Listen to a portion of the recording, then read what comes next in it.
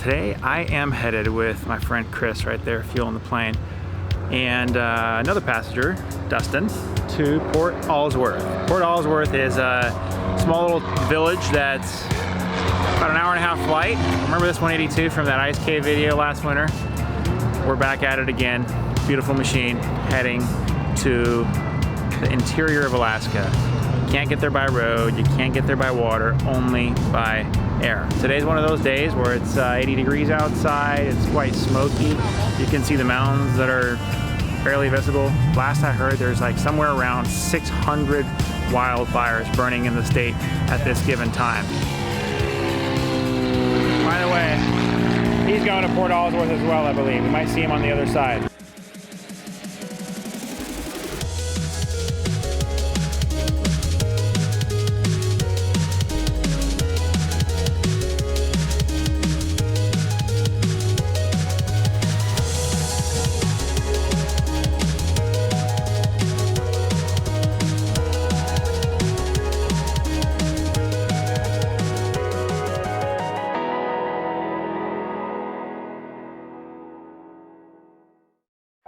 Tower, Skyline 313 Romeo, ready for takeoff 25.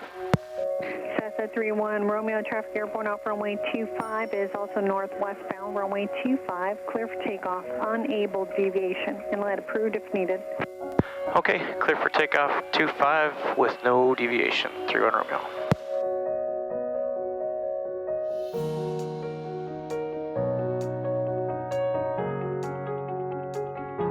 Cessna 31 Romeo, looks like you may be overtaking the experimental that's ahead and slightly to your right. In sight, 31 Romeo. Cessna 31 Romeo, kind of Anchorage departure, have a good flight. Thanks, good day, 31 Romeo. Departure Skyline 313 Romeo at 700 feet. Skyline 313 Romeo, Anchorage approach, radar contact, half a mile west of Sleeper Strip, Anchorage altimeter 3003, same intention. I'll be westbound, climbing 4,500, 31 Romeo. 31 Romeo, maintain VFR at or below 1,500, stand by for higher. At or below 1,500 for now, Skyline 31 Romeo. So we'll hike for 2 days from one lake to another. Mark, for Fishing Unlimited, is going to pick us up in his beaver. Oh, wow. Yeah. On the way back? For the way back, yep, Oh, yep. sweet. One traffic. You don't mind drinking glacier water? Oh, I don't mind. Yep. There's a guy down there, I don't know. Oh yeah, there is. Approved. Well, these are the most gorgeous shots of the whole trip right here. Right here, okay. Yeah. Is there any aircraft wreckage out here I don't know. that you can see or Yeah. You know, when I went through Merrill Pass, I was looking everywhere and I didn't see any. So this is Talaquana Lake right here. And we'll get dropped off on the south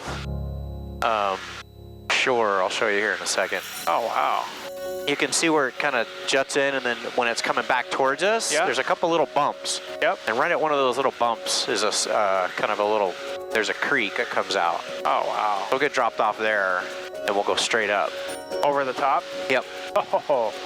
First little bit is, it'll be the spongy, mattress tundra. Okay.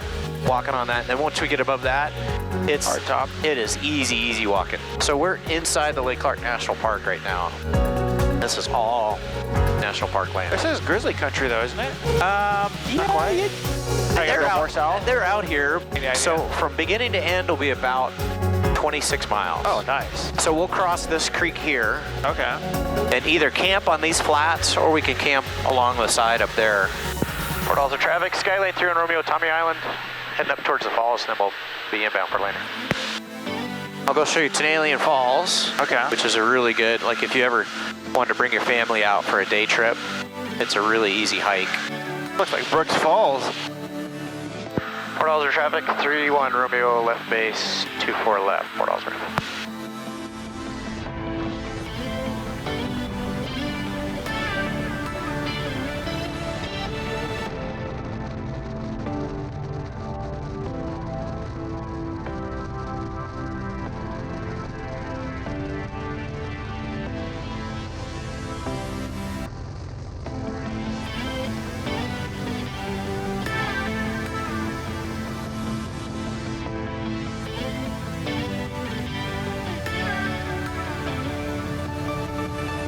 Interesting tail number. Uh-huh.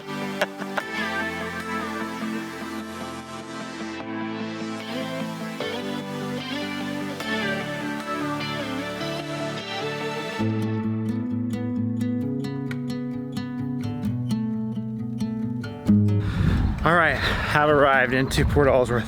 This is the place I'm staying at. I'll show you more of that later. I'm making my way back down to the dock where the 206 that we're taking out to a lake about 20 minutes that way is just getting started for the season. This is so gorgeous out here. Boardwalks, cabins. Check this lake out. Oh my goodness. Oh man, I thought I had seen so much in Alaska and I realized I have seen nothing. What's that called? The Cucumber House? Hot tub. Amazing, amazing, amazing. Well, this is the airline in Port Alsworth. Lake Clark Air. The Cranberry Cache. Check this coffee shop out. Look at the view.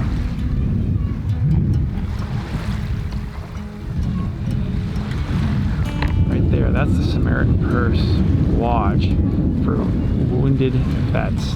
Basically behind these trees. There's a big building. There's one of their turbine otters. On the other side they have a turbine Kodiak. And there's the place that we're staying at right over there. Gorgeous. I love this little lagoon thing. Or this little channel, is that what they call it?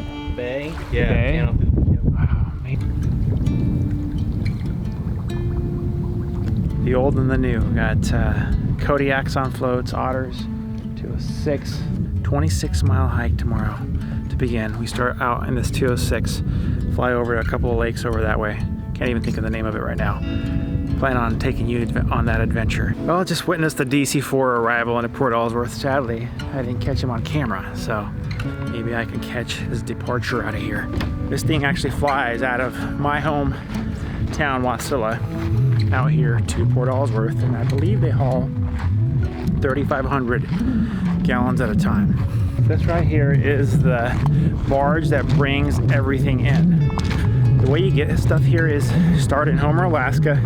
You cross the bay. There's only 4 tides per month, I believe, maybe per season, that are high enough to get stuff across.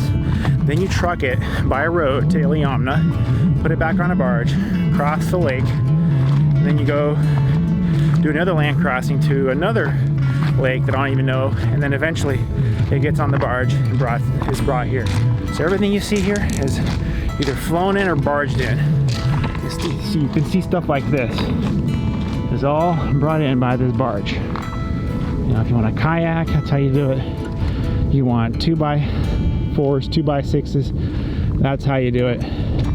Everything here is brought in the hard way. This is how fuel arrives in an Alaskan village. Port Alsworth. DC-4. Ton of fuel. Wow. Amazing. Alright, so I'm in Port Alsworth and I meet Bentley here, who's flying one of 14 DC-4s in the world remaining. Left in the world remaining flying. That's like, that's pretty crazy. And this particular aircraft was flew in the Berlin airlift. No way. Yeah. In the war? Here in the war. Wow. How many hours on this thing? Actually, it's a low type frame. It's only got like 24,000 hours. 24,000. And like, at what point do these kind of reach their drop dead? Well, because of the metal that was used back then to build the DC-4, it doesn't have a shelf life on the DC-4. Really? Yeah. The DC-6, after 2020, they start falling off real fast. And the DC-4 is still out there flying. So if you got a part out there, you know. If you want to sell parts for DC-4, this is the guy to call. If you happen to have any in the backyard, or wait from great-great-grandpa. What year is this plane? This is a 1943. 1943. This is amazing. That's why I love Alaska. You get to see some of this old classic metal still flying around and hauling fuel, 3,400 gallons at a time. Incredible. The places like Port Alsworth that don't know any other way. It's either this or the C-46, or that's about it, That's about it. You mind showing me inside? No. Is that cool? We got time. All right, let's go. That's the problem. You're still doing that, and everyone wants you to go on an asset. Why would you do it nice? Wow, look at those things. Are these missiles or what are they? 830 gallons. Those wow. are KC-135 tanks. Incredible. Boeing made those. And is this how they're filled? That's how they're vested. Wow. Oh, that's a vent. Okay, right. You gotta, otherwise fuel expands, so gotta make sure this thing doesn't explode. Wow, look at this cockpit. Oh my goodness, there's a bed up here, crew rest. Crew rest. If you get stuck out in the plane. We actually, our chief head of maintenance, he actually built the cupola and replaced it. So we actually have the dome, and this is the only one I've seen that has. Yeah. What would you use that for? Well, back when they were navigating, tail or something? No, when they were navigating back in the day, they had to use a sextant, celestial navigation. The closest I've ever flown to this is like a Twin Otter 100 series. Okay. Like old steam gauges. Yeah. There's a tiller. Is this strictly VFR? No, it's IFR. You guys do IFR on this too? I shot many approaches this winter. Wow, I would not want to be shooting an approach though without an HSI. I'm a little lazy. Do you guys think I should bum a ride on this thing out to a village somewhere? And, well, I think you should come into Wasilla, meet Chris and John, and then go out and do be a safety officer for us. And I'd do that. Yeah. And make a just kind of show how this whole process works of the fuel going in, taking off in such an old 1943 classic. Sit right here in the jump seat. Or else can you take a plane at gross weight that's almost 73,000 pounds and go into a 3,000 foot runway. That is awesome. Without anti-skid. That is awesome. And no reverse. No reverse. But I will say one thing, all of our landings are committed landings. There's no going around. There's no going around. No going around. Wow. Why? It's just because you won't be able to. You've got too much flaps down and you can't recover from that. Too much, yeah. And what's your approach speed approximately? Like you were coming in at what speed today? Today we came in at our weight. We were 100 over the fence. 100 knots. Yeah. Empty, we routinely it's 85 over the fence. That's pretty slow for an airplane this massive. Yeah, and it's really underrated power-wise. So once you're up there and you start reducing power and you start bleeding off airspeed, you have to have your profile down because getting it back on step is almost impossible. Really? Yeah, so you don't want to get slow and dirty in this thing. Is this thing good in crosswinds? It's got a lot of wing on it, so it's a handful. It's a handful. It takes two of you, right? Two of us, yeah. Yeah, one guy lands and then one holds the other one while you jump on the tiller or whatever. Well, yeah, so you get that little it's just like a dance the whole entire process. It is. That's awesome. So cool. Wow, what a tour, man. Walking through this thing feels like walking through a warbird. All kinds of fuel tanks here. Got the big ones up there. Man, let me tell you, this is one fuel hauling machine.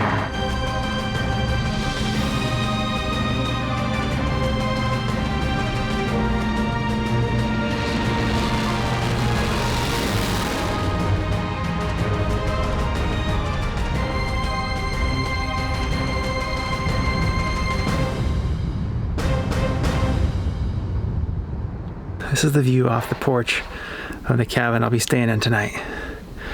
Incredible. Huge thanks to my good friend Chris and Amber and their mother and father for having me. What a beautiful place. Check this out. Nice big wolf on the wall. Kitchen. Check this out. Bunk beds. Incredible.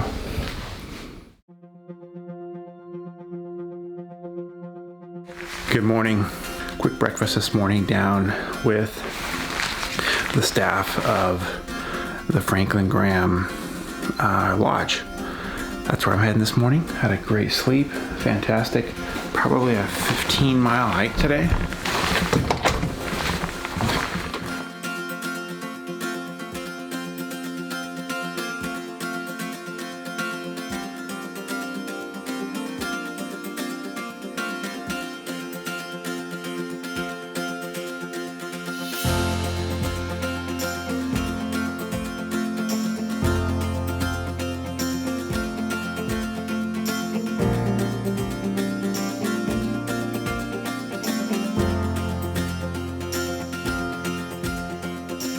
Final few minutes before we head out on this float plane ride to Talakanakwa Lake. Might have that wrong. Hiking bag, tent, drone, sleeping bags on the bottom. Nice waterproof jacket, bear spray, Leatherman hat, sunglasses, and a lot of energy to conquer 26 miles across the Alaska wilderness. I've got quite a heavy pack, but really don't know how to lighten it up any without possibly running out of supplies. Let's go hiking. Off I go. Talakwana Lake, here we come. This beautiful 206 with Mark at the controls. And Dimitri, the tail gunner. All right, I like that. Here we go. Thanks, ladies. Have fun. All right. Oh, talk about some leg room. Nice. Ready?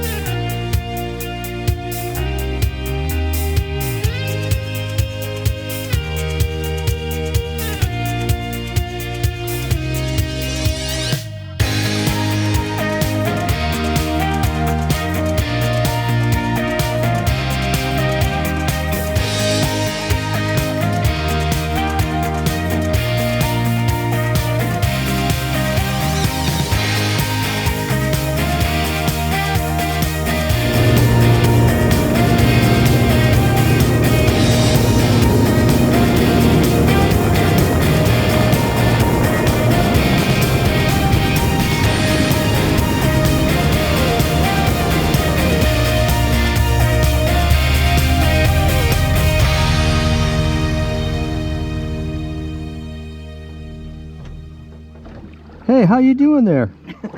Mark, thanks for that amazing ride. You're welcome. Here we are in Talakwana. You make that landing look so easy. You know what they say, even a blind squirrel gets a nut once in a while. That's a good way to say it. Lake Clark National Park? Lake Clark National Park. This is where we're located, so bear country, maybe, sort of. There's a few bears out here.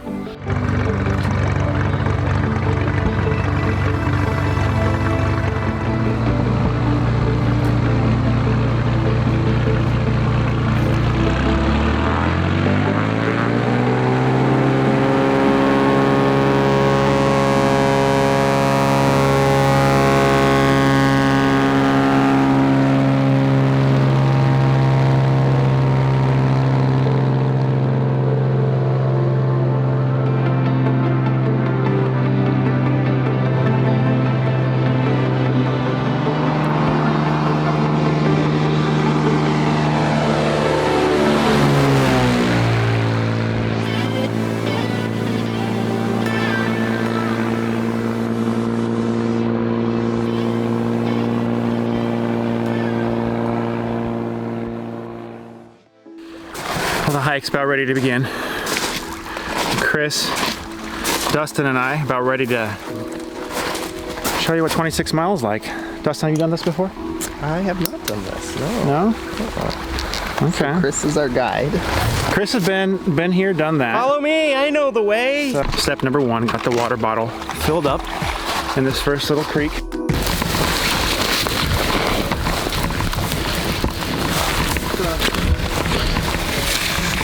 Right up that gully. Here's our goal. Is it on the left side of it? Left side of it, yeah. Alaska's got some big spiders. amongst a few other things. Well, we're about a third of the way up the mountain. I'm like walking on a mattress.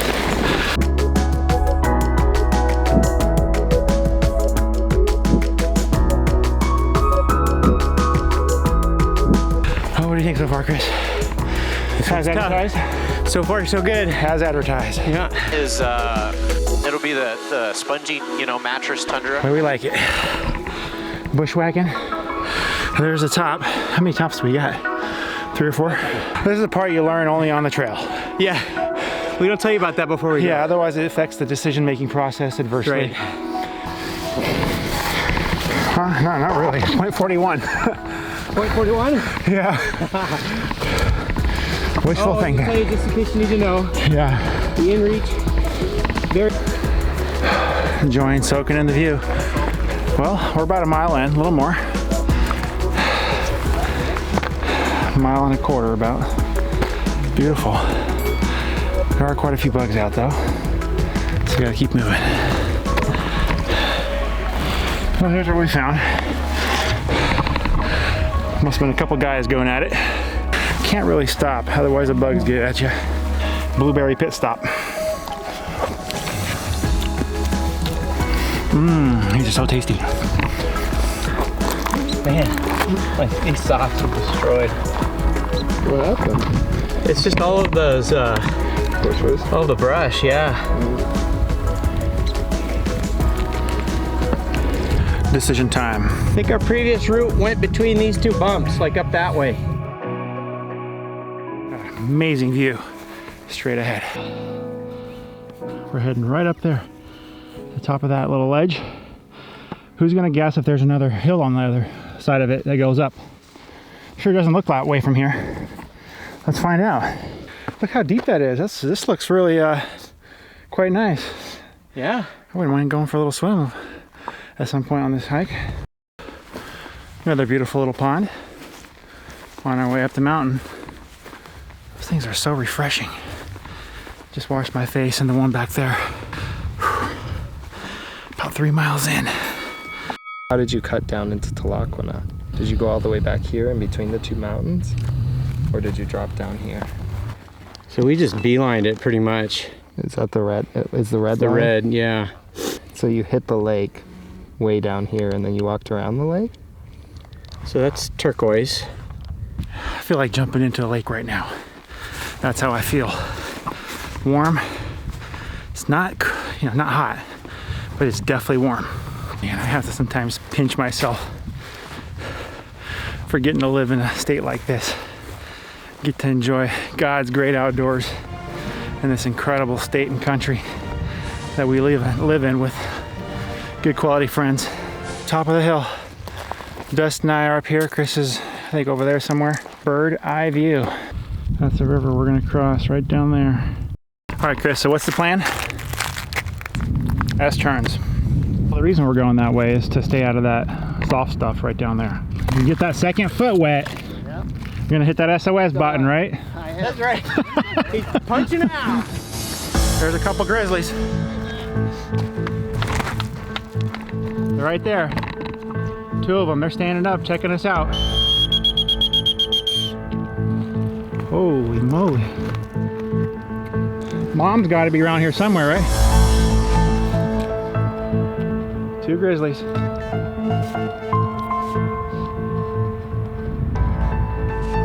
All right, they're checking us out. They're standing up on their back feet. They're making their way up the hill slowly.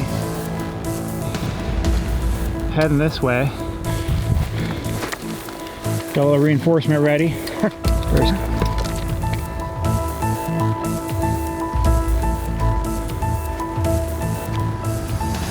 Behind the bushes.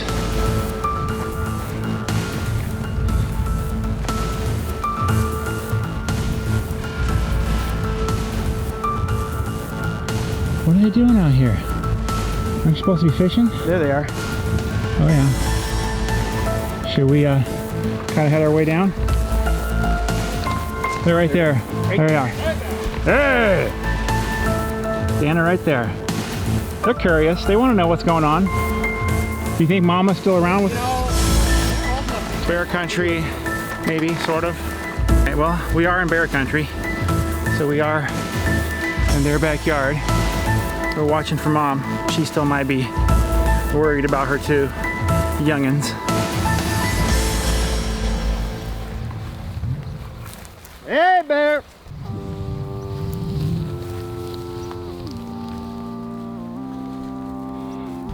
They're kind of hard to see. Yeah. They're quiet, you can't hear them. Yeah, I wasn't scared. Don't pretend to be brave now. That'll wake you up real quick. A couple of baby grizzlies up there. Boy, they came up just out of nowhere. Pop! Standing on those back legs, checking us out. The reason they're probably here is due to the amount of blueberries here. There's tons of them. And they're huge.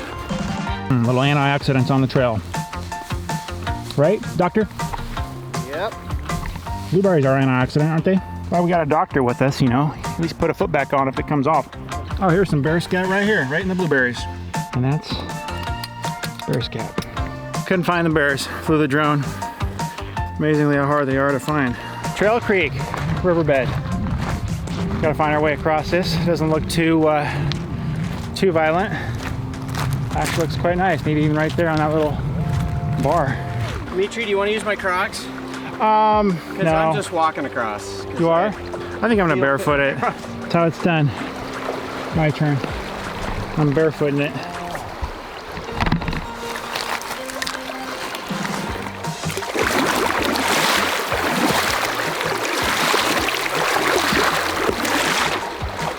Feels good. This mud feels good. It's like on the beach. I think I'm just gonna stay barefoot in this mud. That's great. So hill number 1's done. What are the highlights of hill number 1? The bear. 2 bears. Two About bears. 20 yards away. Something like that. And they were cute, weren't they? Yeah. Kind of 2 little dudes, just kind of, hey, what's going on over there? Check us out. Ah, there's 2 bears! That's how you guys come fly. See, that's what you heard. That's not exactly what happened. But now they're just cute little teddy bears. Well, you know, Hill number 1. They weren't close enough for expletives, so. Yeah, You know. things didn't go flying, right? If they decided to charge from that point, boy, we'd have to have some real fast hands to do something. I don't know if I could get the pepper bottle out that quick, just because they popped out quick, no warning. If we startled them, that would have been a problem. But they would have probably just ran the other way in reality. Right? That's what everybody says. They don't really look for confrontation.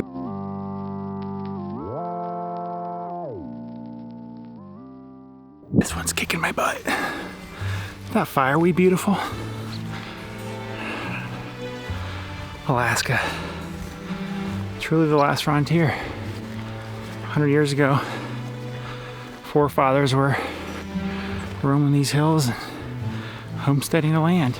All right, so we've come to the end of ridge number 2.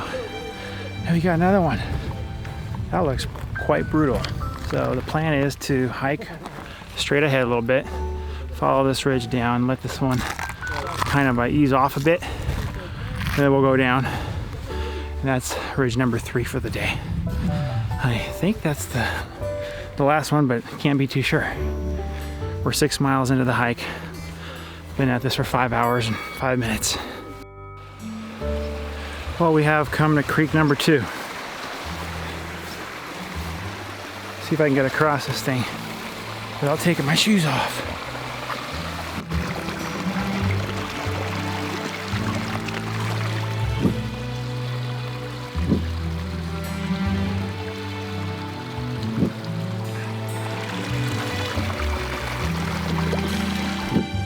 All right, top of the 3rd ridge. And it looks like we have a 4th right there. One more, and I think the place where we're going is, you'll see that glacier right there, where that mountain comes down on the other side of that hill, is the mouth of a lake, Twin Lakes. So that's where we're headed, and that's where we're planning on pitching camp tonight. So calm and peaceful out here.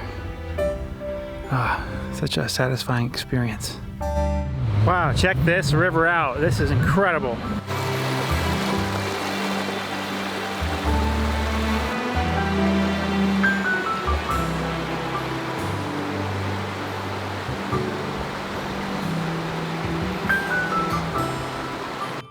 All right, the last hill crossing. Whew, number 4 for us. And then we got a decision to make. Go east or west of the lake. And the water levels are kind of high because it's been a warm summer. So there's been a lot of glacier melt. So we're gonna get to the top of this thing, have a look, and make a decision to go east or west. See you at the top. Crossing this plain almost feels like I took a wrong detour and ended up on Mars. Pretty rough patch here.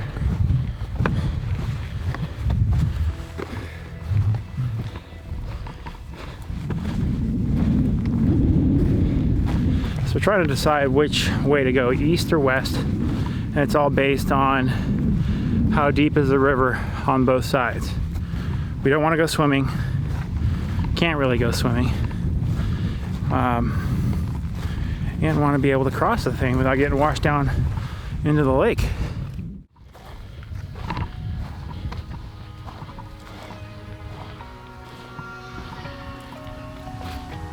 Take a look at this view. Absolutely stunning.